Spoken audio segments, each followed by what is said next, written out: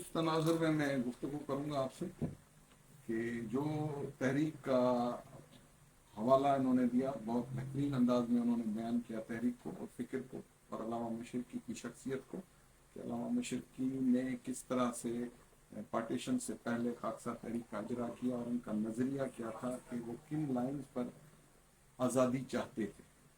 तकसीम हिंद के बाद जो पाकिस्तान हमें मिला वो क्या हमारी ज़रूरत के मुताबिक था या हमारी उमंगों के मुताबिक था, या उसमें अभी कोई कमी कोताही थी जिसकी वजह से आज पाकिस्तान मसाइलिस्तान बन चुका।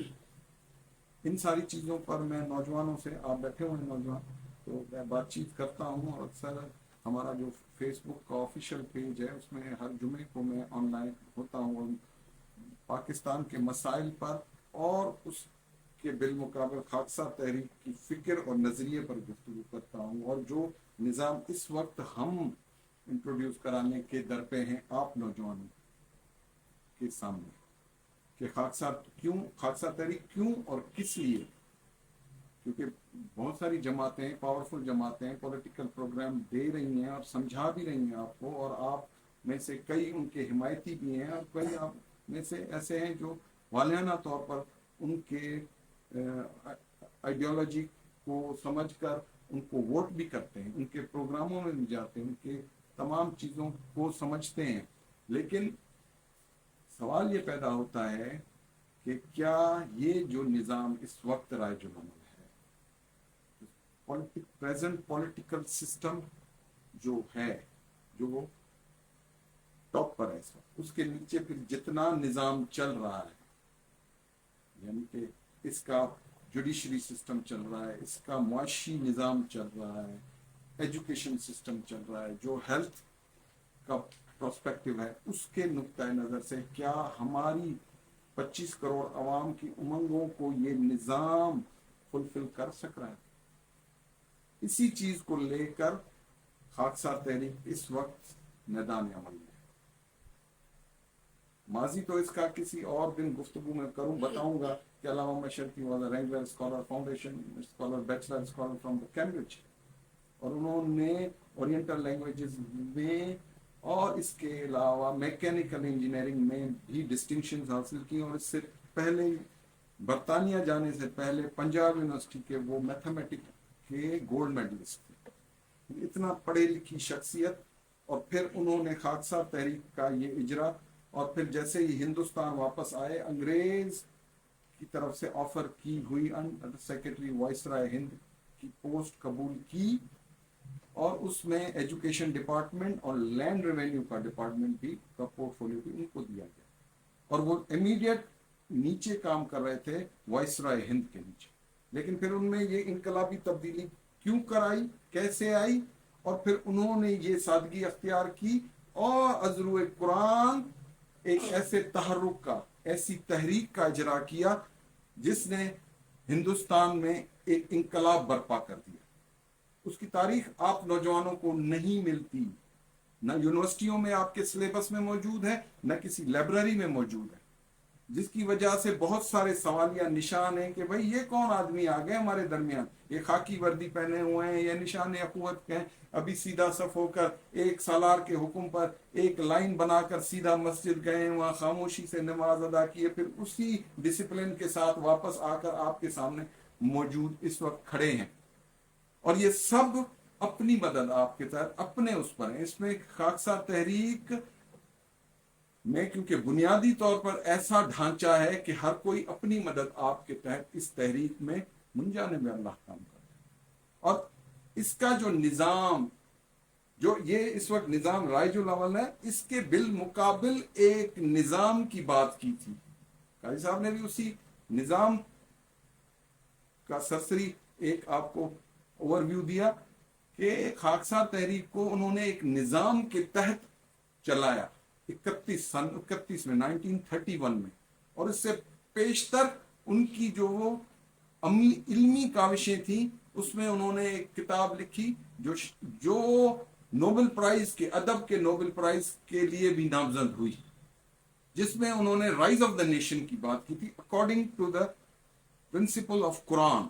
कुरान के बुनियादी उसूलों पर कौन के उन बुनियादी उसूलों को सामने रखकर उन्होंने बताया कि कुरान में किन कौमों ने अल्लाह के किन अहकामात को पीठ दिखाई, उसकी नफी की, जिसकी वजह से वो जवाल की उसमें गिरफ्त में आ गए।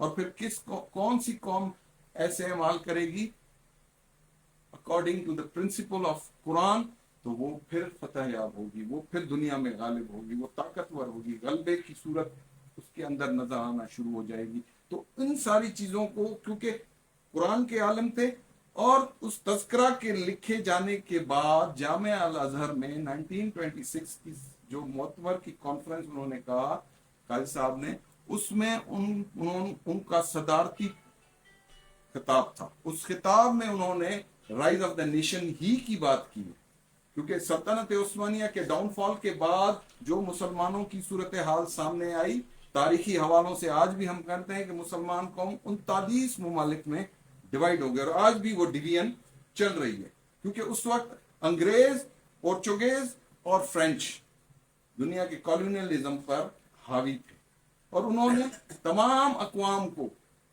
एक ही आइडियोलॉजी के तहत के डिवाइड एंड रूल, इनको जहां भी जाओ, जहां भी अपनी कॉलोनियलिज्म का इजरा करो, शुरुआत करो, वहां लोगों को जाकर तकसीम करो,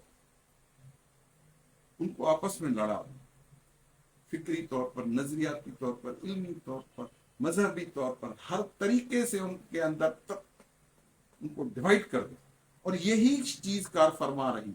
इसी चीज पर उस कॉन्फ्रेंस में हजरत अल्लामा मशरिकी रहमतुल्लाह अलैह को स्कॉलर ऑफ द ईस्ट यानी अल्लामा मशरिकी का खिताब दिया, जिसकी वजह से आज हम अल्लामा मशरिकी रहमतुल्लाह, वो जामिया अल अज़हर की जो सबसे बड़ी इस्लामिक यूनिवर्सिटी है, उसमें वो कॉन्फ्रेंस हुई थी। उसमें बड़े बड़े आलम दीन थे, सरबराहान मुमलिकत थे, उन्होंने मिलकर उस सदारती खिताब की वजह से उनको अल्लामा मशरिकी का खिताब दिया। अब आगे चलते हैं कि इन सारी चीजों को उन्होंने सामने रखा कि भाई मुसलमानों, तुम्हारा शिराजा बिखर चुका है, तुम टुकड़े तो टुकड़े हो चुके हो, तुम आलमी साजिश का शिकार हो चुके हो। अब जरूरत इस चीज की है कि तुम किसी एक अखुवत के परचम तले आओ, एक ऐसी अम्ब्रेला के नीचे आओ जिसमें तुम्हारी वजूदियत कायम रह सके। तो उन्होंने 3 नुकाती प्रोग्राम दिया उस कॉन्फ्रेंस में, इस्लाम की पहली इस्लामिक कॉन्फ्रेंस में, जो 1926 में हो रही है काहिरा में, मिस्र में। उसमें उन्होंने कहा कि मुसलमानों, तुम्हारा शिराजा बिखर चुका है, तुम टूट चुके हो, तुम बिखर चुके हो, तुम किसी सूरत भी अब इन साजिशों का इस वक्त मुकाबला नहीं कर सकते जब तक कि इसके लिए मुकम्मल तौर पर तैयार ना हो जाओ। इसके लिए अभी 3 नुकात में तुम्हें देता हूं कि भाई तुम अपना एक प्लेटफॉर्म बनाओ, तुम अपना तमाम बैंकिंग सिस्टम, बैतुल माल का एक निजाम लाओ, और अपने अंदर एक अस्करियत पैदा करो कि जहां पर भी मुसलमानों को कोई इशू हो तो वो तमाम ममालिक मिलकर वहां पर मसाइल को हल करने के लिए एक ऐसे अस्करी अंदाज में पहुंचो कि किसी को हिम्मत ना हो कि मुसलमानों की तरफ या उनके के उन प्रॉब्लम्स जो उठ रहे हैं उस पर कोई उनको शिकस्त दे सके। तो इस चीज को उस वक्त सराहा गया और अल्लामा मशरिकी को यह खिताब भी दिया गया, और तस्करा को भी वर्ल्ड वाइड, एक इस्लामिक वर्ल्ड में एक पजीराई मिली। अब आगे चलते हैं, 1931 में का वक्त आया है,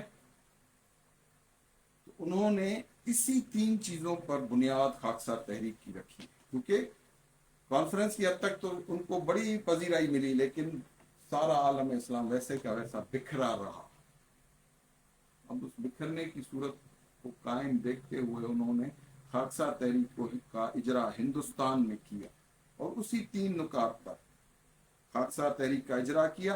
खाकसारों को ये वर्दी पहनाई अस्करियत के तौर पर, एक प्लेटफॉर्म बनाया खाकसार तहरीक, जिसमें ना कोई शिया सुन्नी वहाबी बरेलवी हनफी शाफी मावी कोई, इवन हिंदू और मुसलमान, ये वो वाहिद तहरीक थी, वो वाहिद इस्लामी तहरीक है जिसका रिकॉर्ड बताता है कि इसमें हिंदू भी थे, इसमें सिख भी थे, इसमें तमाम हिंदुस्तानी थे। اس کو ایک بیت المال بنایا. اب اس چیز کو چلانے کے لیے انہوں نے خاکسار تحریک کو ایک نظام دیا. کیونکہ اب میں ساری چیزوں کو سمیٹ کر اس نظام کی طرف آ رہا ہوں کہ وہ نظام دیا جس کو کمیونٹی لیول پر سٹارٹ لیا گیا کہ خاکسار تحریک اپنے اغراض و مقاصد، اپنے دستور العمل اور اپنے سسٹم آف گورننس کو اس نے اس محلہ واری نظام کے تحت اس کی شروعات کی. اور اس شروعات میں وہ سسٹم آف گورننس دیا ویری فرسٹ ٹائم. کہ انگریز کا جو نظام اس وقت رائج تھا، تقسیم کرو اور حکومت کرو، ڈیوائڈ اینڈ رول کا جو فلسفہ چل رہا تھا انگریز کا، اور وہ ہندوستان میں مسلمانوں کو اور ہندوؤں کو خاص طور پر بانٹ رہا تھا کہ ایک اگر ریلوے اسٹیشن ہے، ایک بس اسٹینڈ ہے، ایک سینما ہے، تو وہاں ہندو پانی رکھ دیا گیا، یہاں مسلمان پانی رکھ دیا. جو 1145 سال مسلمان اور ہندو ساتھ رہتے آ رہے تھے، ان کے اندر انگریز نے ایک سازش کے تحت اپنی حاکمیت کو قائم رکھنے کے لیے وہ بنیاد پہلی ڈالی کہ ان کو تو پہلے تقسیم کرو، مذہبی نقطۂ نظر سے تقسیم کرو، تاکہ ان کی متحدہ قوت کہیں میرے خلاف کوئی انقلاب نہ برپا کر دے، میرا تختہ نہ الٹ دے ہندوستان میں، میرا شیرازہ نہ بکھر جائے. تو اس کے بالمقابل علامہ صاحب نے اس چیز کو سمجھ کر اس تحریک کا اجرا کیا. اس لیے اس کا پرچم بھی انما المؤمنون اخوۃ کے اس نظریے سے رکھا کہ وی آر یونائٹڈ، ہمارے اندر اخوت ہے، ہمارے اندر بھائی چارہ ہے. اور اس کی کرونک فلسفی کو پیش کر کے اس کمیونٹی نے ایک گورننس کے ذریعے سے کام کرنا شروع کر دیا کہ ایک سالار رکھا، اس کے نیچے ایک جماعت رکھی.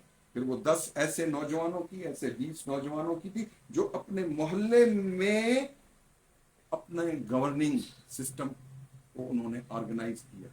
وہ کہیں باہر نہیں گئے، کہیں انہوں نے کوئی لانگ مارچ نہیں کیا، کہیں پر انہوں نے کوئی نکل کر جو ہے نا چلے نہیں کاٹے، کچھ بھی نہیں کیا. وہ انہوں نے وہاں جا کر اس نظام کو جو انگریز نے رائج العمل کیا تھا اس کے مد مقابل ایک نظام کھڑا کر محلے کی سطح پر انگریز نے اس کو سٹارٹ کیا اپنے نظام کو، اور ادھر سے انہوں نے اپنے نظام کا سٹارٹ اپ لیا اور اپنی مدد آپ پر لی.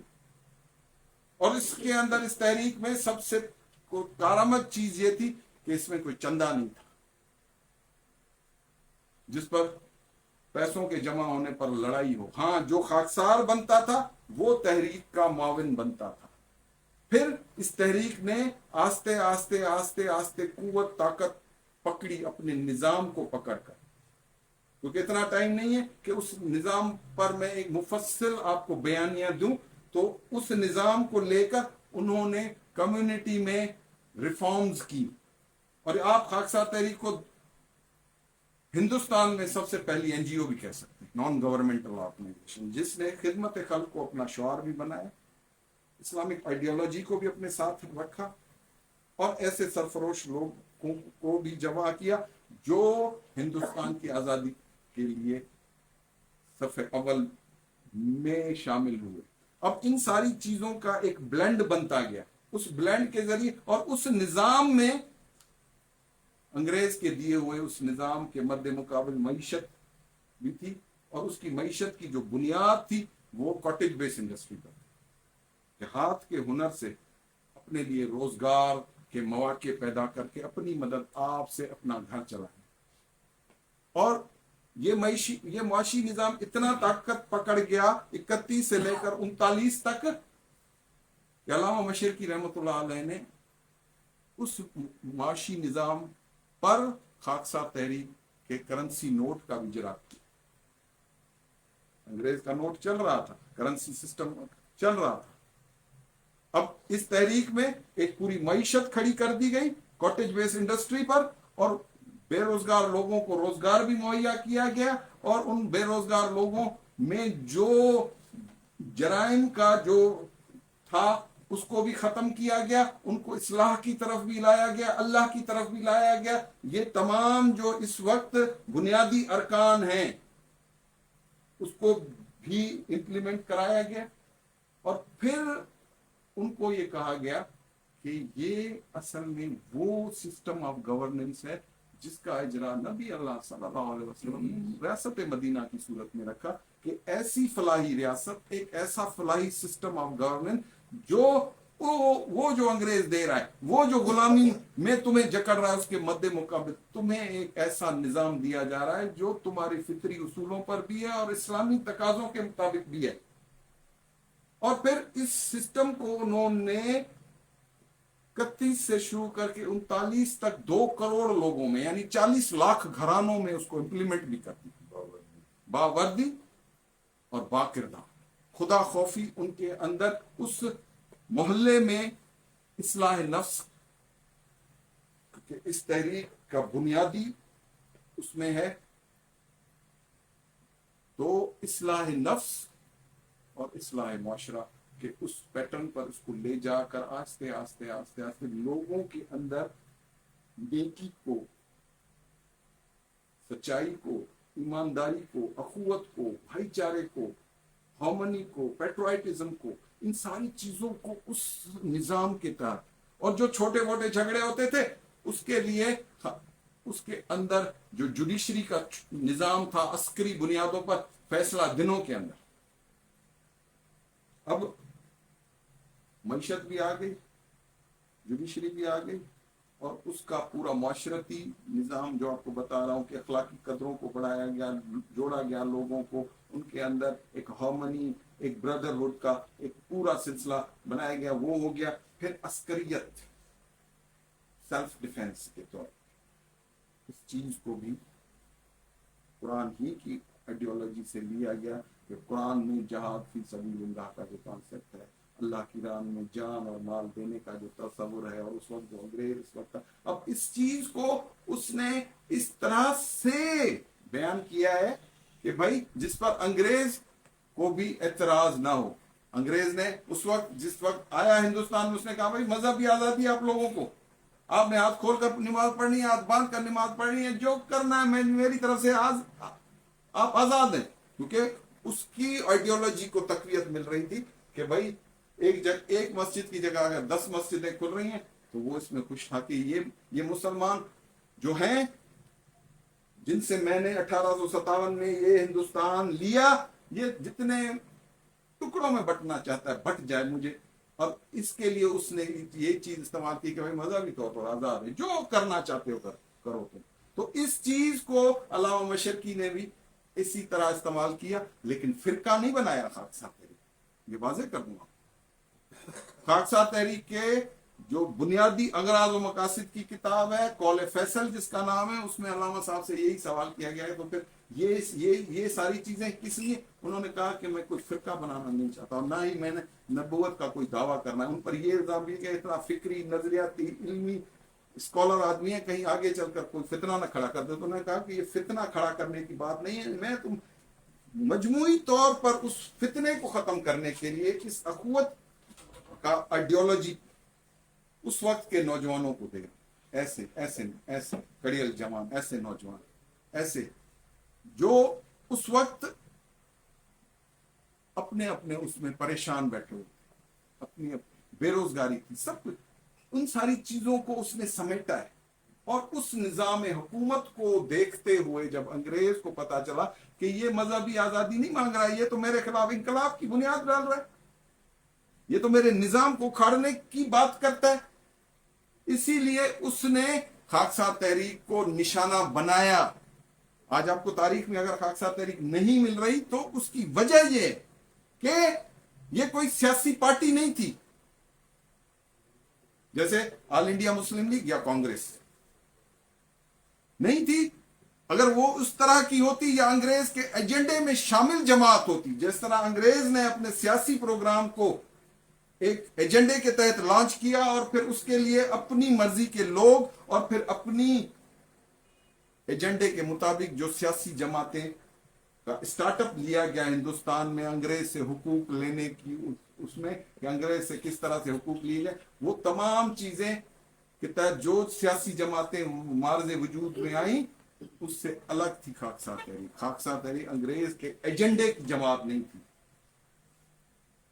تو اس کو پھر روکنے کے لیے انہوں نے خاکسار تحریک پر وار کیا۔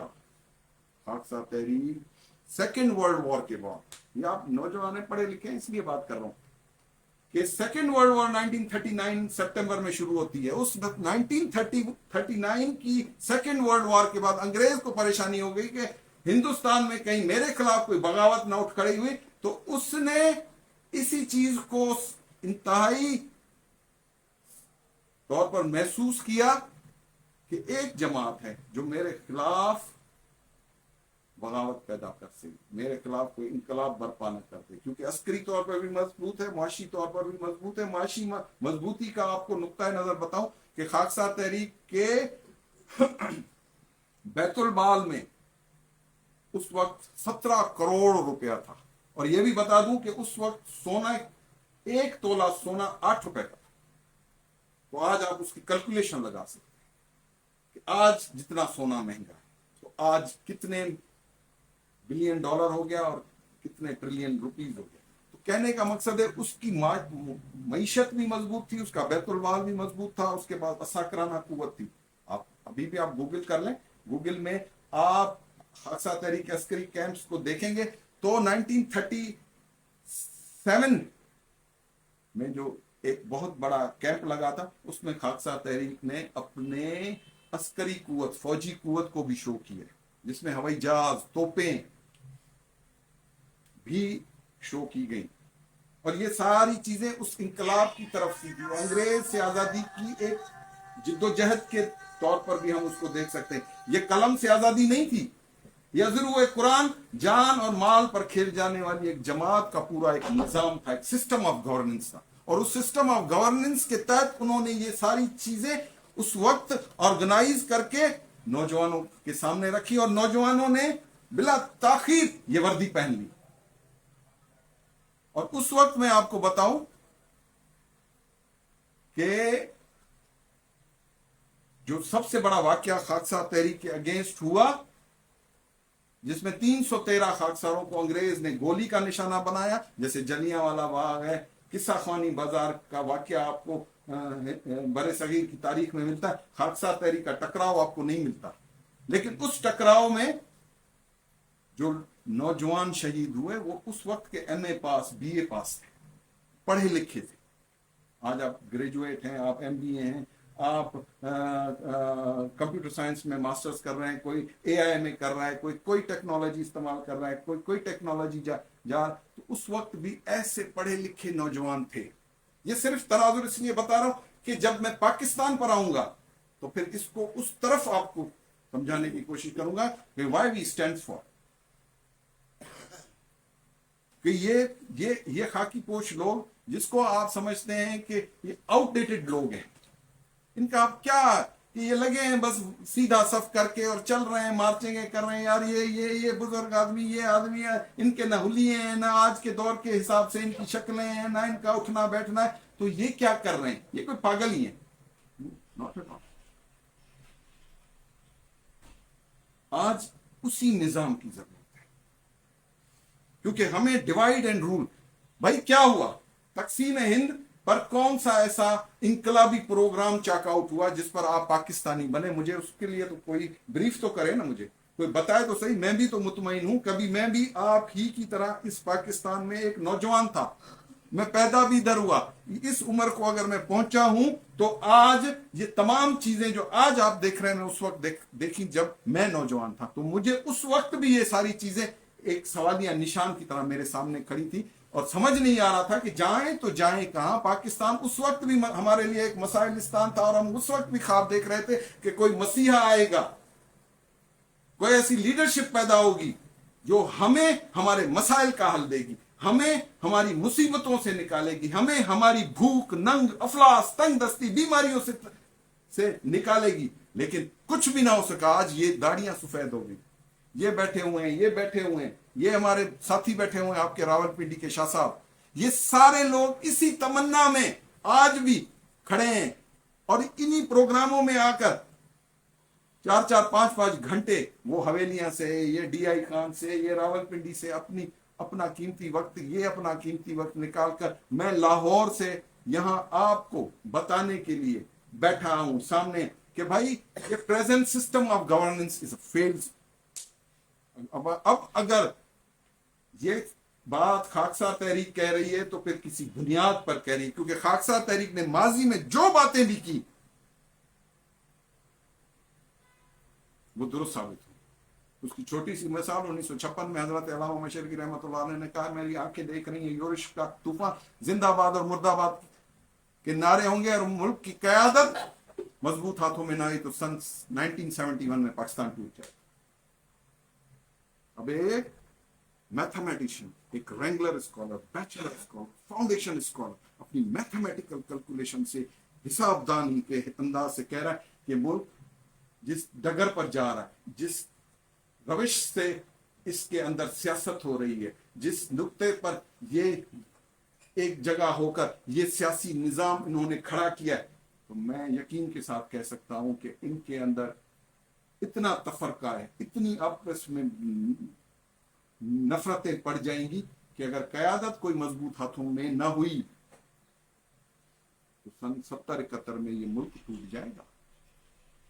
یہ 1956 منٹو پارک لاہور میں 1,00,000 کے جلسے میں، اور خاکسار تحریک کا ریکارڈ بتاتا ہے کہ یہ ان سیاسی جلسوں کی طرح نہیں تھا جو لیاقت باغ میں ہوتے ہیں تو مینار پاکستان پر آتے ہیں اور پھر بڑے بڑے لوگوں کو کہا جاتا ہے کہ جناب آپ اپنے بسیں بھر کے پہنچیں اور آپ اپنے ٹرک لے کر پہنچیں اور بریانی کی دیگیں اتریں۔ خاکسار تحریک کا وہ 1,00,000 کا جلسہ جس میں علامہ مشرقی ہی کا خطاب تھا، 1 روپیہ ٹکٹ پر بک رہے لوگ وانحانہ طور پر علامہ مشرقی کی ان ساری چیزوں کو سننے کے لیے سمجھ کر اس پر، لیکن کیوں خاکسار تحریک کو دیوار کے ساتھ لگایا گیا وہ میں پہلے آپ کو کہا، وہ اس نظام کی بات نہ کرے، اس پریزنٹ سسٹم آف گورننس کی بات نہ کرے، اس کے پولیٹیکل سسٹم پر بات نہ کرے، اس کی معیشت پر بات نہ کرے جو کہ سود پر قائم ہے، اس کی عسکریت پر بات نہ کرے۔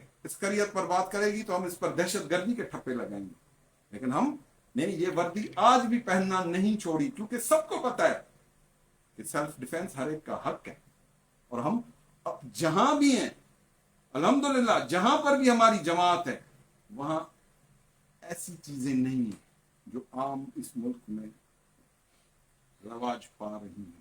اسی لیے میں آپ کے درمیان میں آپ کو بتانا چاہتا ہوں، میں آپ کو سمجھانا چاہتا ہوں کہ بھائی خاکسار تحریک اس سیاسی سیٹ اپ، اس موجودہ نظام جو مروجہ موجودہ کرپٹ سسٹم آف گورننس ہے، جس کی بیوروکریسی کرپٹ ہو چکی ہے، جس کی عدلیہ اپنا ڈیلیورنس پاور کھو کر اب کل ہی کی بات ہے کہ وہ ان اشرافیہ کے نیچے چلی گئی۔ اب اشرافیہ جاگیردار اور سرمایہ دار فیصلہ کریں گے کہ آپ کا جج کون بنے گا۔ اب ایسی چیزوں کے بعد کہ جہاں کی جوڈیشری اپنا فرض ادا نہ کر سکے، ڈیلیورنس نہ کر سکے، اور اس کے اندر اور پھر بیوروکریٹک سسٹم جو اصل میں بنیاد ہے، جو کرپشن کی وجہ سے ہمارے حقوق ہم تک نہیں پہنچ رہے۔ یہ بجلی کیوں مہنگی ہے بھائی؟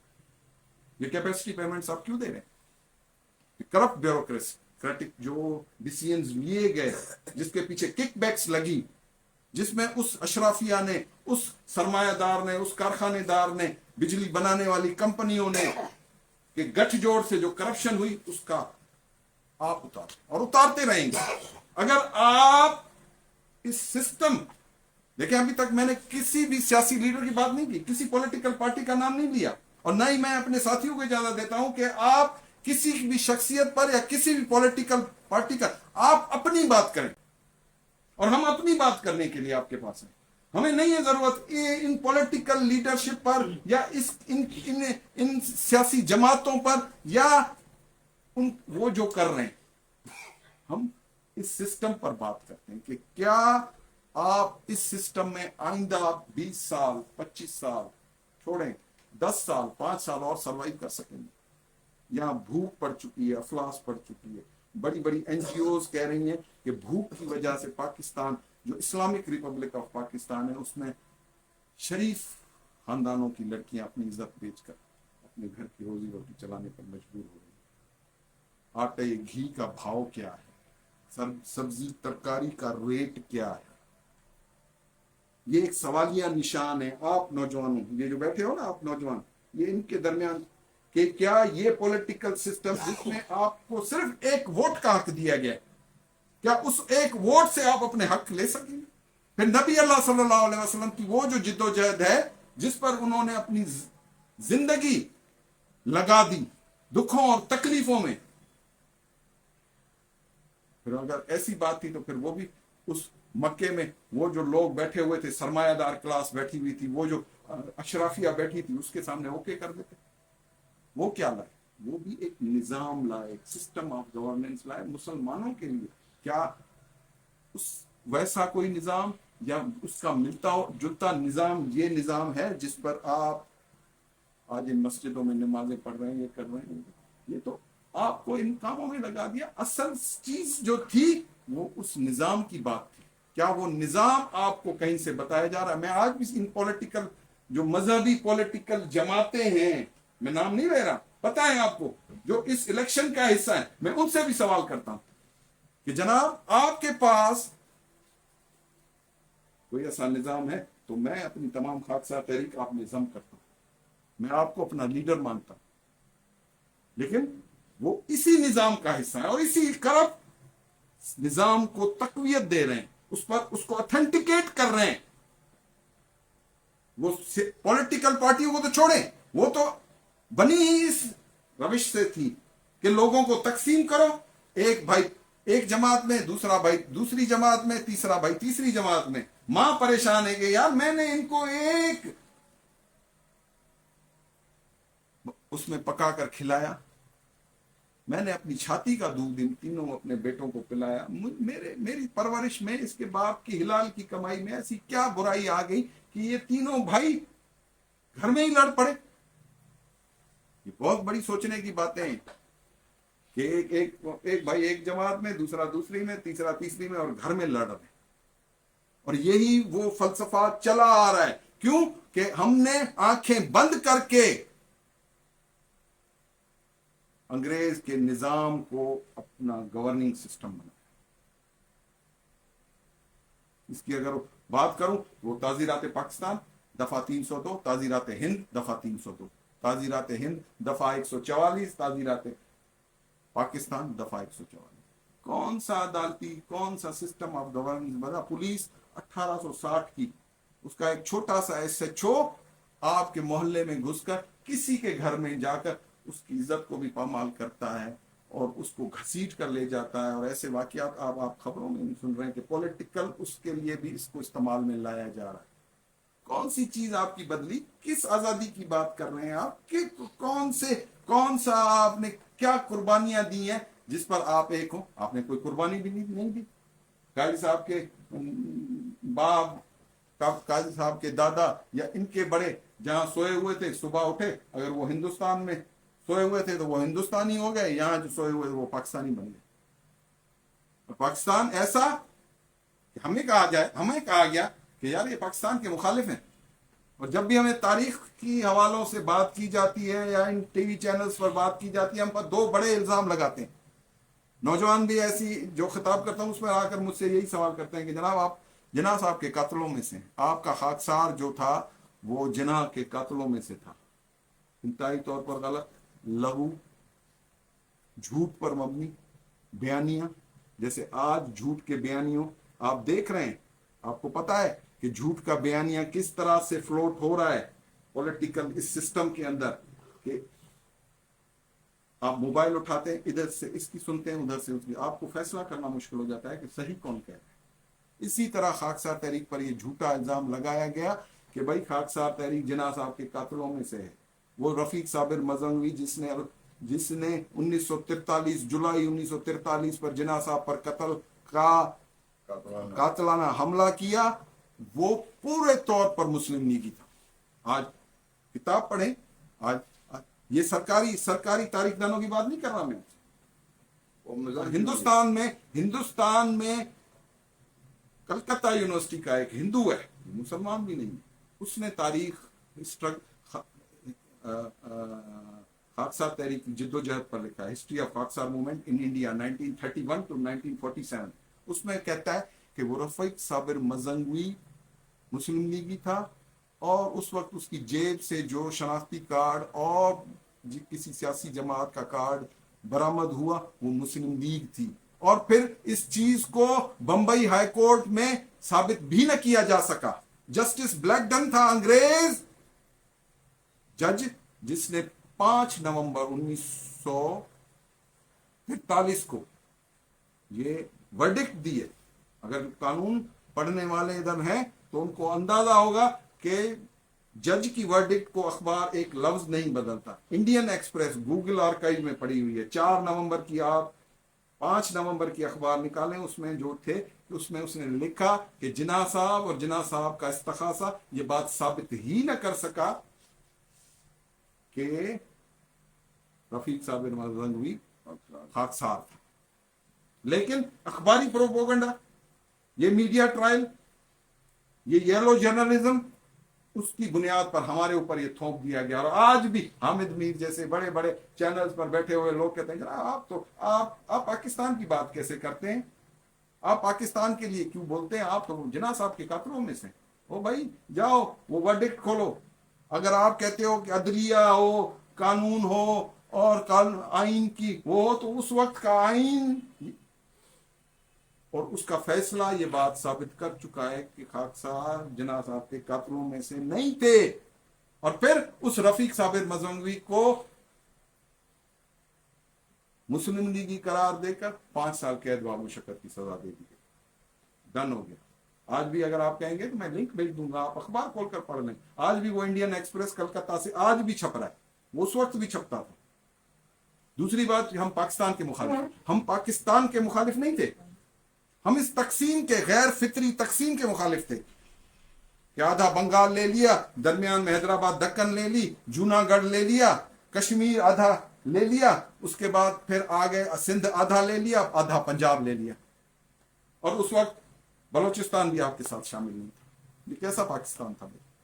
یہ تو صرف اس وقت کے حکمرانوں کو ان کی خدمات کے عوض کچھ دان میں دے دیا گیا ہو تو بڑی بات ہے. باقی اس سے اوپر نہ اس کے پیچھے کوئی قربانی تھی, نہ اسٹرگل تھی, نہ کوئی منظم جد و جہد تھی, اور قوم کو اس لارے پر لگا دیا گیا کہ جناب آئیں, تاریخ میں پہلی دفعہ ایک ایسا بڑا واقعہ ہو رہا ہے کہ جس میں قلم سے آزادی آ رہی ہے. دنیا کی تاریخ جا کر پڑھو بھائی کہ قومیں خون دیے بغیر آزاد نہیں ہوتی. ان کو آزادی خون بہائے نہیں ہوتی کسی کو بھی. ایران کا انقلاب دیکھ لیں, روس کا انقلاب دیکھ لیں, فرانس کا انقلاب دیکھ لیں, چائنا کا لانگ مارچ دیکھ لیں, لوگوں نے اپنی جانیں دی ہیں اس انقلاب کے لیے. یہاں پر تھالی میں سج کر مل گیا. تو پھر آج ہماری پیٹرائٹزم کہیں نظر نہیں آ رہی. ہم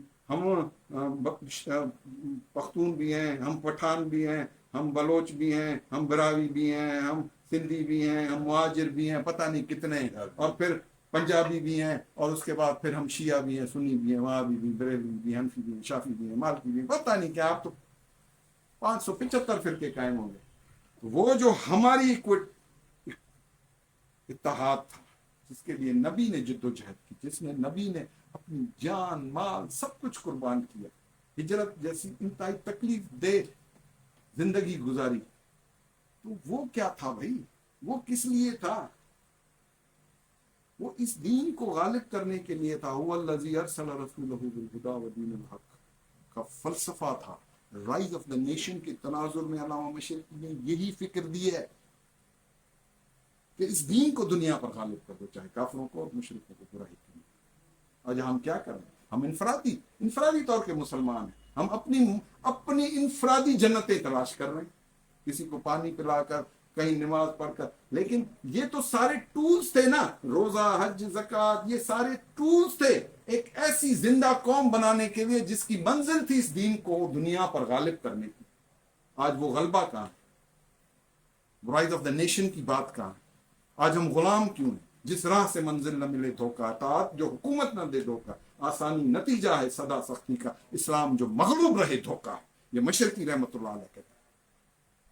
تو پھر ہم کس ڈگر پر ہیں؟ آج کا نوجوان اس وقت آپ اپنی آفس میں اپنی انفرادی زندگی کو بہتر بنانے کے لیے بیٹھے. شادی کروں گا, بچے ہوں گے, بیوی ہوگی, ایک نئی ماڈل کی گاڑی لوں گا اور شریکوں کو دکھاؤں گا, موبائل ہوگا, 2 ہوں گے, ایک اینڈرائڈ کا ٹاپ ٹیئر ہوگا, ایک ایپل کا 16 پرو ہوگا. My life is satisfied, I am very much satisfied. یہ ساری چیزیں لے کر اللہ کو کہیں گے کہ میں ایک کامیاب زندگی گزار کر آئیں. اللہ نے جو تم پر ڈیوٹیاں ادا کی اپنی نسبت سے, اس کا سوال تو یہ یہاں کوئی عام آدمی بھی نہیں کرتا, عام آدمی دین بھی نہیں کرتا کہ اجتماعی طور پر جو تم سے سوالات کیے جائیں گے اس کے بارے میں اس قبر میں کوئی سوال ہو. وہ جنہوں نے جانیں لگا دی, جنہوں نے 18 20 سال اپنے وطن چھوڑے اس دین کو غالب کرنے کے لیے, پتہ نہیں کتنی جنگیں لڑیں اللہ کی راہ میں, اپنے جسم کٹوا دیے, وہ بھی جنت میں اور ہم حلوے اور مانڈے کھانے والے بھی جنت میں. یہ کس طرح کا انصاف ہے؟ یہ کس طرح کا نظریہ ہے؟ یہ کس طرح کی سوچ ہے؟ یہ کون اس کو صحیح معنوں میں بتائے گا؟ وہ تھی خاکسار تحریک جس کو دیوار کے ساتھ اس 19 مارچ 1940 کو لاہور میں گولیوں کے نشانوں میں کر کے ان پڑھے لکھے با علم با کردار نوجوانوں کو گولیاں مار کر میانی صاحب کے قبرستان میں دفنا دیا گیا, راوی کے دریا میں برد کر دیا گیا, سالاروں کو پکڑ کر کالے پانی پھینک دیا گیا. اور اس تحریک کو مکمل طور پر اس کی آئیڈیالوجی کی بنیاد پر, اس کے نظام حکومت کی بنیاد پر, آج خاکسار تحریک کہہ رہی ہے کہ we are not a political party, کیونکہ ہم ایک سیاسی جماعت اس وقت بھی نہیں تھے, آج بھی نہیں. ہم ایک نظام تھے, ایک سسٹم آف گورننس تھے, اور وہ ڈرائیو ہو رہا تھا اس کرونک فلسفی سے جس کے بارے میں آپ کو کہیں پر بھی کچھ بھی بریف نہیں ہے. یا آپ کو میری باتیں بڑی حیران کن لگ رہی ہوں گی کہ یہ کر کیا رہا ہے, اس پر آپ ابھی اپنے دماغوں میں اس چیز کو سمونے کی کوشش کر رہے ہوں گے. لیکن میں بھی اس 1 گھنٹے کی گفتگو میں پوری خاکسار تحریک آپ کو نہیں بتا سکتا کہ خاکسار تحریک کا نظریہ کیا تھا, اس کا پروگرام کیا تھا, اس کا ہندوستان میں وے آف ورکنگ کیا تھا, اس کی آئیڈیالوجی کیا تھی, اور عالم اسلام میں وہ کس نظریے سے کھڑی تھی. ان ساری چیزوں پر آپ نوجوانوں کے پاس آتا ہوں. نہ مجھے ہے فکر شہرت, نہ غم وسیلہ جو سچائیاں سجا کر سکے راہ کر. یہ مشرقی کا اور اسی نظریے کے, نہ مجھے ہے فکر شہرت, مجھے آپ سے بینر نہیں کھوانے, کسی پریس کلب کے آگے کوئی ٹائر نہیں جلوانے, میں نے آپ سے کوئی احتجاجی تحریکیں نہیں چلانی. میں آپ کو آرگنائز اس لیے کر رہا ہوں کہ ہم مجموعی طور پر اس نظام کی بات کریں, ان پرابلمز کو ایڈریس کریں. اپنے وہاں بیٹھے ہیں نا, وہاں کرسی پر بیٹھے, یہاں کرسی پر بیٹھے, وہاں پر. میں نہیں کہتا کہ میرے لیے چلے پر نکل چلو, میرے لیے اپنے آپ گھر بار چھوڑ دو, جہاں بیٹھے ہو جو علم حاصل کیا ہے اسی علم کو استعمال کر کے اس نظریے کے امین بنو. یہ اللہ کا نظریہ ہے, یہ دین الحق ہے, یہ اللہ کا پروگرام ہے جس کے لیے اس نے نبی نے اس آخری نبی کو مبعوث کیا کہ میرا پروگرام جا کر چاک کر دو اور تمام دنیا کو بتا دو کہ جتنے بھی مذاہب تھے اب اس پر تم ان کو چیک آؤٹ کر کے بتاؤ کہ how to live, how to spend your life according to the chronic فلسفی. وہ خاکسار تحریک وہ بیانیاں دے رہی ہے, وہ نظریہ دے رہی ہے, وہ آپ کو جھنجھوڑ رہی ہے, آپ کو مستقبل. ہم نے مر جانا ہے. آج ہم 2000 روپے کلو گوشت خرید کر کھا رہے ہیں. اگر اسی نظام کی غلامی میں رہے, یہ ورچوئل سلیوری ہے. وہ انگریز کی غلامی وہ زنجیروں میں تھی, وہ وہاں توک لگاتا تھا, آپ کے ہاتھ پیر باندھ دیتا. Now you are in virtual slavery. آپ کے مائنڈ کو سیٹ کیا جاتا ہے ہی رائٹسٹ اور لیفٹسٹ، دونوں انفارمیشن، دونوں نیوز پڑھی ہوئی، آپ وہ کہتے ہیں آئیں جناب بس اسی پر لڑتے رہیں، ایک لیفٹسٹ بن جائے ایک رائٹسٹ بن جائے، بس لڑو لڑو. لیکن اس کے بالمقابل خاک صاحب کہتی ہے خاک صاحب تحریک کہتی ہے کہ جڑ جاؤ، ایک ہو جاؤ اخوت کی لڑی میں، وَتَصُمُوا بِحَبْلِ اللَّهِ کے نظریے کو لے کر ایک رسی میں اپنے آپ کو پرو لو، ایک ایسی جماعت کا قیام کرو جو نیکی کی طرف تمہیں بلائے. سورہ آل عمران کی 104-5 آیتوں کا مفہوم آپ کو میں بتا رہا ہوں، جا کر کھول کر بھی پڑھ لیجئے. تو اس نظریے کے تحت آپ کو یہ دعوت دینے آیا ہوں. یہ سیاسی پارٹی علامہ مشرقی نے اپنی سیلف پروموشن کے لیے، اپنی لیڈرشپ کو پروو کرنے کے لیے نہیں بنائی، وہ اس نے اپنا علمی پلیٹ فارم سے اپنے آپ کو پروو کر دیا تھا. اس پر آئنسٹائن جیسا آدمی اس کا دوست بن گیا، اور وہ ساری چیزیں اس نے، یہ تو اس کا چھوٹا سا آپ کو لیول بتا رہا ہوں. علمی نقطۂ نظر سے کسی اور دن آپ سے گفتگو کروں گا جس میں بتاؤں گا کہ انسان کی پیدائش کا مقصد فکر مشرقی کے ذریعے ازرو قرآن کیا ہے. ہم تو یہ ہیں کہ ہم ادھر نمازیں اور اللہ کی عبادت کرنے آئے. وہ کہتا ہے کہ وہ تو فرشتے ہی کافی تھے اس کی عبادت کے لیے، تو پھر اس حضرت انسان میں یہ اپنی روح کیوں پھونکی؟ اس کو روح کو پھونکنے کے بعد جس کا ذکر اس نے قرآن میں 3 دفعہ کر دیا، اس روح کو پھونکنے کا مقصد صرف عبادت الہی تھا. وہ تو ابلیس بھی کہہ رہا تھا کہ سر یہ تو اس دنیا میں یا اس جنت میں جہاں وہ کھڑا ہے وہاں سر پھینکتا ہوگا، میں نے تو کل کائنات میں تیرا سجدہ دے دیا، مجھ سے زیادہ متقی پرہیزگار تو کوئی تھا نہیں. اور پھر انسان کی پیدائش کا مقصد پھر کیا ہوا؟ پھر اس کو اشرف المخلوقات، اس کو اللہ کا خلیفہ یہ کیوں بنایا؟ اس کے پیچھے نظریہ کیا؟ یہ علمی بحثیں ہیں علامہ مشرقی کی، ازرو قرآن. اور پھر تسخیر کائنات جس پر آج ایلون ماسک کام کر رہے ہیں، 100 ایئرس اگو 1924 میں تسخیر کائنات کی بات کر رہا ہے. وہ ایسی چیز نہیں تھا کہ وہ کسی بھی اس وقت کے آئیڈیالسٹ یا کسی ایسے ریفارمر یا ایسی کسی سوچ کو لے کر اسی کے قلم سے لکھی ہوئی کسی کتاب پر اپنی کتاب اس نے لکھی. اس نے جو آئیڈیالوجی دی، اس نے کہا کہ یہ تمام جو چیزیں میں لکھ رہا ہوں ازرو قرآن ہے، میں قرآن کی ترجمانی کر رہا ہوں. اس تسخیر کائنات کے بعد وہ لقائے رب کی بات کرتا ہے. اور لقائے رب اللہ سے ملاقات، وہ ملاقات جو اس زندگی میں ہوئی، نہ کہ موت کے بعد. وہ تو بعد کے ہیں، لائف آفٹر ڈیتھ، تو یہ وہ ساری علمی چیزیں وہ قرآن سے دلیلوں پر پیش کر رہا ہے. حدیث القرآن ہو، تذکرہ ہو، تکملہ ہو، ہیومن پرابلم ہو، حریم غیب ہو، ارمغان حکیم ہو، 10 الباب ہو، اس ساری چیزوں میں انسان کی پیدائش کے مقصد کو بیان کیا گیا ہے. اس کو بتایا گیا ہے کہ اللہ نے تیرے اندر کیوں روح پھونکی. اس نے تو حضرت عیسیٰ کی پیدائش پر بات کی، تھیوری آف ایوولوشن پر بات کی ہے. وہ کہتا ہے کہ اگر میں ہندوستان کی سیاست میں نہ پڑتا تو شاید میں آئنسٹائن سے بڑا، لوگ مجھے سائنسدان سمجھتے. تو کہنے کا مقصد ہے بچوں، ہم آپ کے پاس کوئی زبردستی تھوپنے نہیں ہے. بھلے یہ قاضی قدوس کا بیٹا ہو، یا یہ قاضی صاحب کا بیٹا ہو، یا یہ غلام حیدر خاکسار کے بیٹے ہیں، یہ جو میرے ساتھ شاہ صاحب بیٹھا ہوا ہے، اس کو میں مزید خاکسار بننے کے لیے لایا ہوں.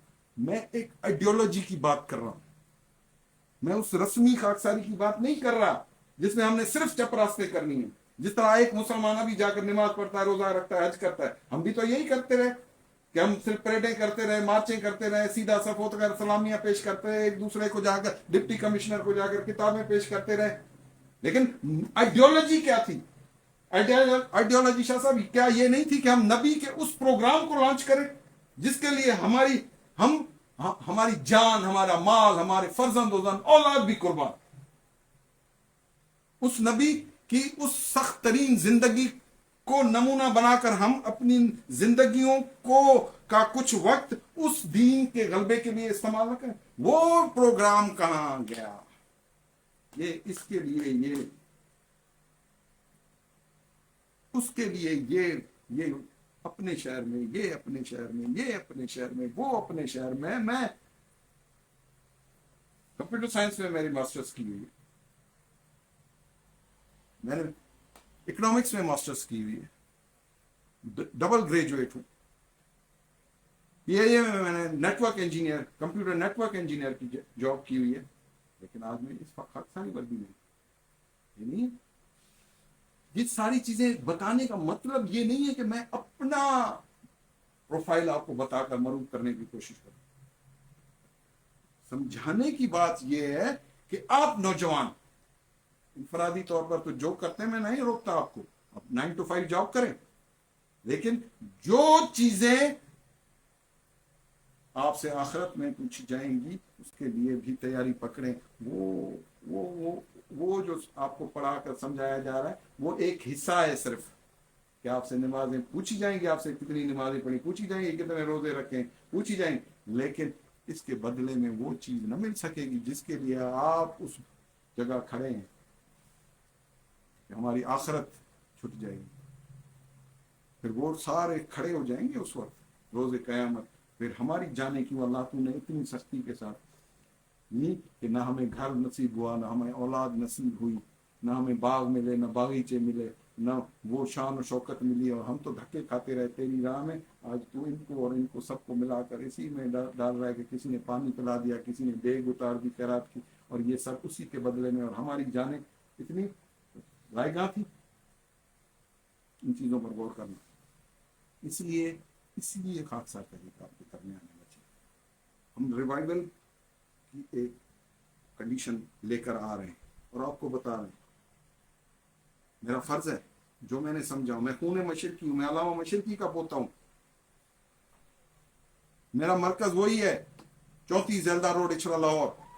آج بھی میں اسی پہچان کے ساتھ اپنے ان ساتھیوں کے پاس آیا ہوں کہ تمہارا مرکز وہ ہے جہاں سے تمہیں پہلے دن جو حق کی آواز نکلی تھی، آج بھی حق کی آواز وہی ہے.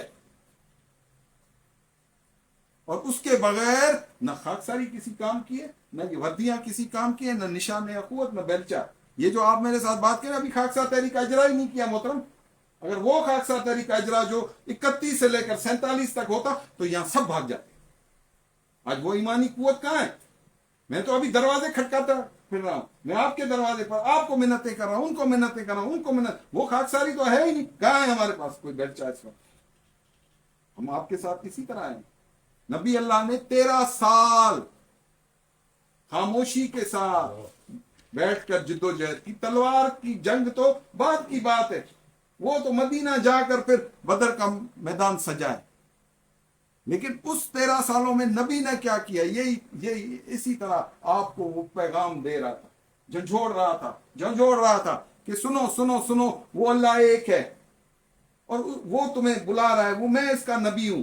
اور یہ سب تمام جو ظلم اور جبر تم پر قائم ہے، یہ تمہارے اپنے بنائے ہوئے نظام کی وجہ سے. آؤ میں تمہیں وہ نظام بتاؤں جو اللہ نے تمہارے لیے پسند کیا، وہ دین بتاؤں جس کے لیے اللہ نے مجھے مبعوث کیا ہے، اور میں اس کو لاگو کر کے رہوں گا چاہے میری جان ہلکان ہو جائے.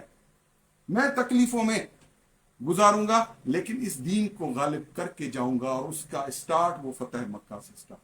پھر 22 لاکھ مربع میل تک اسی پیغام کو جب لے کر نکلے وہ اللہ والے لوگ، تو وہ 22 لاکھ مربع میل تک پھیل گئے. آج ہم سکڑ کر اپنے حق کی بات بھی نہ کر سکیں تو پھر کیسے مسلمان ہیں ہم؟ کس طرح سے ہمارے اندر مسلمانی کا دعویٰ ہو سکتا ہے؟ آج جتنا بھی چیز چل رہی ہے وہ مسلمانی نہیں ہے. اسلام اگر ہوتا تو غالب ہوتا. شرط یہ دین آیا ہی غالب ہونے کے لیے، اسی لیے حکم تھا کہ اس دین کو تمام ادیان پر غالب کرو. اگر جو نہیں کر رہے وہ اللہ کے حکموں سے منہ موڑ. تو ان ساری چیزوں کو لے کر آج یہ چھوٹا سا اجتماع ہے. مجھے کہیں 4 آدمی ملتے ہیں، 5 ملتے ہیں، کہیں 2 ملتے ہیں، کہیں 1 ملتا ہے. میرے دفتر میں ایسا ایک نوجوان آ جاتا ہے، سر میں پنجاب یونیورسٹی سے پڑھ رہا ہوں، مجھے بریف کریں خاک صاحب کریں، میں اسی اسپرٹ کے ساتھ اس کو بتاتا ہوں. مجھے یہ نہیں ہے کہ میرے لیے جب گٹا جمع کرو، 100 آدمی ہوں، 200 ہوں، 1000 ہوں. تم اپنی قوت طاقت سے اس پیغام کے امین بن سکتے ہو. یہ میرا پیغام نہیں، اللہ محمد کی نہیں، یہ حق، یہ دین الحق ہے، یہ اللہ کا پیغام ہے. اللہ نے پسند کیا ہے تمہارے لیے. باقی یہ ساری اس وقت جو بھی چل رہا ہے یہ اپنی دکانیں چل رہی ہیں بچے. اور نہ خاک صاحب تیری کوئی دکان ہے، لا الہ الا اللہ محمد رسول اللہ پڑھ کر کلمہ کہتا ہوں. نہ یہ کوئی فرقہ ہے، نہ اس کی کوئی الگ سے اور کوئی ایسی چیز ہے جس سے یہ ثابت ہو کہ یہ فرقہ. ہمیں ابھی لے جا کر کہیں اور کسی اور مسجد میں کھڑا کر دو، ہم وہ نماز بھی پڑھ کر آئے گے. کوئی نہیں. کہنے کا مقصد یہ ہے کہ اللہ کے اس دین کی طرف ہمیں آنا پڑے گا، اس نبوی اسلام کی طرف آنا پڑے گا. اگر ہم نہیں آتے تو پھر مجموعی طور پر اللہ بے نیاز ہے، اس کو کسی کی پرواہ نہیں ہے. آج فلسطین میں دیکھ رہے ہو، بیروت میں دیکھ رہے ہو، اس سے پہلے شام میں دیکھ چکے ہو، عراق میں دیکھ چکے ہو، افغانستان میں دیکھ چکے ہو کہ کتنے ملینز تم قتل عام میامر میں تم دیکھ چکے ہو، تم سوڈان میں دیکھ چکے ہو، تم لیبیا میں دیکھ چکے ہو. کیا ہوا مسلمانوں کا؟ ہے کوئی ان کا پرسان حال؟ ہے کوئی ان کا کہ زخموں پر کوئی مرہم رکھنے والا؟ کل دیکھ رہا تھا کہ بیروت میں 22 اکتوبر کو ایک میزائل آ کر 15 سٹوری بلڈنگ کے اوپر آ کر گرا ہے اور وہ بلڈنگ ڈھاس گئی. کیا اس میں انسان نہیں تھے؟ عورتیں بچے نہیں تھے؟ کہاں ہیں ہم مسلمان جس کے لیے ہمیں کہتے ہیں کہ یہ ایک جسم ہے، اس کو ہاتھ کو ادھر چوٹ لگے ادھر محسوس ہوگا، ادھر محسوس ہوگا. وہ درد بھی ختم، وہ ہماری یونٹی ختم. ان ساری چیزوں پر ہمارا کوئی نہیں. بھائی وہ جانے، ان کا کام جانے، ہم جانے. وہ کشمیر میں مر رہے ہیں، ان پر ان کی لاشیں اٹھ رہی ہیں، ادھر لاشیں اٹھ رہی ہیں. ہر جگہ موت مسلمانوں کے ہی سروں پر مسلط ہے. کیا ان یورپی اقوام اور ان لوگوں پر کبھی غور کیا ہے کہ ان کے ملکوں میں کہیں کوئی شورش ہو، کہیں ظلم ہو، کہیں جبر ہو؟ سب کچھ ایک ٹارگیٹڈ ہے. وہ یہ نہیں دیکھ رہے کہ یہ شیعہ ہے، سنی ہے، یا کوئی کسی اور. وہ مسلمان کو غلام رسول ہے، بس اڑا دو. عبد الشکور ہے، اڑا دو. وہ یہ نہیں دیکھ رہا ہے کہ ہو از ہی. یہ ہو از ہی کی جو ہے نا، وہ جنگ صرف ہمارے اندر ہے. ہم ایک دوسرے پر فتوے لگا رہے ہیں، تو کافر ہے، تو کافر ہے. وہ ہماری مجموعی قوت اس میں بکھر بکھر کر ٹوٹ کر ختم ہو رہی ہے، اور ہم کچھ بھی نہیں کر پا رہے. اسی لیے آج بچوں اٹھنا پڑے گا. مجھے آپ پھر بلاؤ گے میں پھر آؤں گا، پھر بلاؤ گے میں پھر آؤں گا. میں تمہیں جھنجھوڑنے آیا ہوں. مجھے کسی سے کوئی کام نہیں ہے، مجھے اپنی نسل سے کام ہے. یہ آخری یہ جغرافیہ بچ گیا جہاں ہماری عزتیں محفوظ ہیں. بھلے آپ اسٹیبلشمنٹ کو گالیاں دے دیں، فوج کو برا بھلا کہہ دیں، کیا وہ پولیٹیکل پارٹیز آ کر آپ کی سرحدوں کو سنبھالیں گی؟ کیا ان کے آ کر GRA اور ٹائیگر آ کر بارڈر کو سنبھالیں گے؟ یہ میں فوج کی حمایت نہیں کر رہا، معاف کیجیے گا. لیکن اگر فوج کو ہرانا ہے یا اسٹیبلشمنٹ کو ہی ہرانا ہے تو پھر وہ قوت پیدا کرو. نہیں تو پھر اس جغرافیے کو مزید ڈس انٹیگریٹ اور کمزور تو نہیں کرو. کہاں جاؤ گے؟ ٹوٹے ہوئے ملکوں کا حال تو دیکھو، ان کی تاریخ تو پڑھو، ان کے اندر موجود خانہ جنگیوں کو تو دیکھو کہ وہ محلے میں جا کر کوئی ڈبل روٹی خرید سکنے کی طاقت نہیں رکھتا، کہ کوئی سنسناتی ہوئی گولی اس کے دماغ پیشانی سے گھس کر دوسری طرف سے نکل جائے. یہ ہے خانہ جنگیوں کے نتیجہ. آج افغانستان، یہ سارے آپ ممالک آپ کے سامنے. اور وہ آرٹیفیشل انٹیلیجنس کو پہنچ گئے، وہ مریخ کو پہنچ گئے، وہ ڈیجیٹل کرنسی، کرپٹو کرنسیز میں دنیا کی اکانومیز کو چینج کر رہے ہیں. کیا آپ کو پتا ہے کہ بٹ کوائن کہاں جا رہا ہے؟ اس کے پیچھے کون سا نیٹ ورک بن رہا ہے؟ حادثہ تحریک ان ساری چیزوں سے غافل نہیں. سمجھیں کہ آپ جناب یہ تو ایسے ہی گھوم. وہ بٹ کوائن کی جو اکانومی آ رہی ہے اس کو آپ کس طرح سے آپ مینج کرو گے؟ $67,000 का बन चुका है। अभी आपके हमें ये कॉन्सेप्ट आ रहा है कि डॉलर कमाए, वो भाई $67,000 का एक बिटकॉइन है। यहां दिमाग काम नहीं कर रहे कि ये कौन सा रिवोल्यूशन आ रहा है, इसके पीछे कौन से ऐसे माइंड है जो दुनिया की इकोनॉमी को कंट्रोल करने के लिए हर आदमी का इसका बैंक अकाउंट भी उस XRP के जो नेटवर्क आ रहा है, उस XRP की जो बैंकिंग सिस्टम में जो ट्रांजैक्शनल सिस्टम आ रहा है उस क्रिप्टो के हिसाब से, उस पर आपको कोई ब्रीफ नहीं कि आपका एक एक पैसा हर पाकिस्तानी कौम में जितने अकाउंट होल्डर होंगे, अब नए XRP ट्रांजैक्शनल सिस्टम के तहत उनका डेटा, इससे कौम की इकोनॉमी का भी पता चल जाएगा कि इन पाकिस्तानियों की माली हैसियत क्या है, अमेरिका की क्या हैसियत है, ईरान की हैसियत क्या है, चाइना की हैसियत क्या है, रूस की क्या इकोनॉमी जा रही है। और इस बिटकॉइन को के मार्केट कैप को सोने के मार्केट कैप पर $18 ट्रिलियन तक ले जाने का प्रोग्राम है। अगले साल, अगले 2-3 सालों में ये $1 मिलियन तक चला जाएगा। यहां रुपयों में बैठे हुए रुपए कमा रहे, रुपयों से कुछ नहीं होगा। ये डिसइंटीग्रेट हो चुका, निजाम ही ये निजाम खत्म हो चुका है, इसकी करेंसी का कोई वैल्यू नहीं है। आज 230 है, जो नए तुम्हारे मुआहदे हुए हैं $7 अरब के, वो 330 रुपए पर हो रहे हैं। और कोई एक नाकस गवर्नमेंट, इस तरह की कोई गवर्नमेंट फिर मजीद आ गई तो उसने डॉलर को 500,000 तक पहुंचा दिया। फिर खरीदते फिरना चावल कितने रेट का है तो आटा कितने रेट का है। तो वर्ल्ड इकोनॉमी में तुम्हारी कोई हैसियत नहीं है, दुनिया की मईशत में तुम जीरो हो, डेसिमल्स में खड़े हो, नहीं आप बने फिरते हो कि भाई हमारे जैसा कोई चौधरी नहीं। भाई कहने का मकसद ये है कि इन सारी चीजों को खाकसा तहरीक आपको बता रही है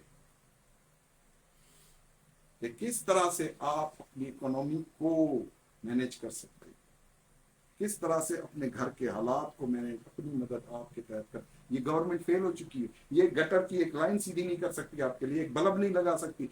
इसका बल्दियाती निजाम जिसमें ये काउंसलर तो ये चेयरमैन, ये सारे फेल हैं।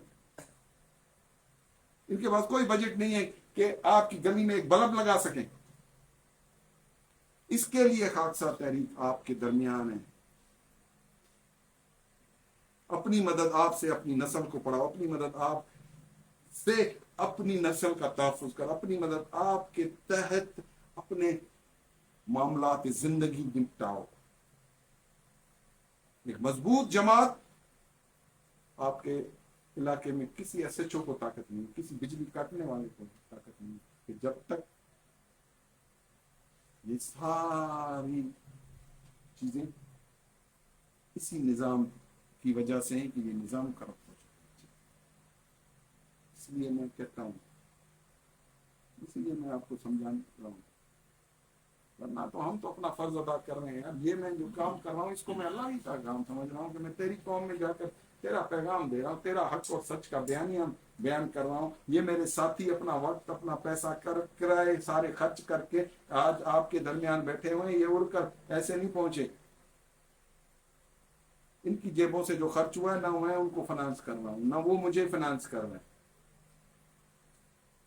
लेकिन वो आपको बताने के लिए खड़े हैं। उनका कोई सियासी एजेंडा नहीं है। वो आपसे आकर मैं ये तकरीर करके फिर मैं आऊंगा कि भाई रावलपिंडी में मेरा नुमाइंदा खड़ा हो रहा है, इसको तो वोट देना।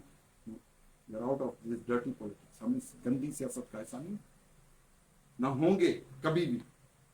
हम एक निजाम की बात करें, एक सिस्टम ऑफ गवर्नेंस की बात करें, उसके लिए आपको दावत देने हैं। वाखिर दावाना बहुत शुक्रिया। तो क्वेश्चन किसी तरह का